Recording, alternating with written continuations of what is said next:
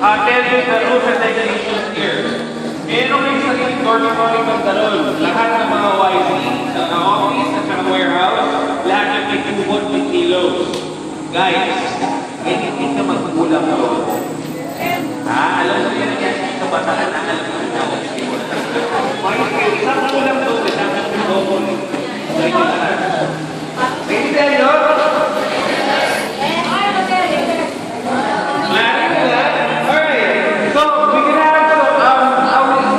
Seven pools around. Ang hindi lang pwede swimming pool lang may malaking slide. Di pa yan yun. So, the rest, kaya natin. This will be the Isla Pavilion.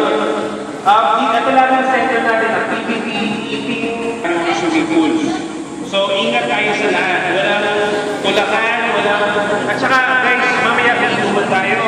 Pero, ayoko na nakikita natin pagkain sa swimming pool. Nakita ko yun last year. Sino yun? Si Pedro yung nasa. Lagi ko ba? Mga dami nila yan. Grupo yun.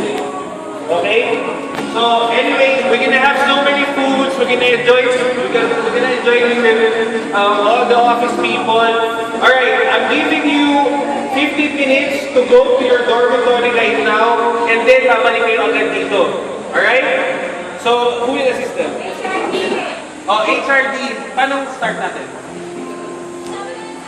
Pag gano'n? Pagkalain sila? Oo, ano to? Pila bigas. Okay, yung gawin nyo pag gano'n, papunta doon, sunod kayo kay Helen, papunta na sa dormitory. Alright? May mga pangalan kayo para botohan nyo yung pangalan sa rooms. Proceed now, balik dito agad. Thank you!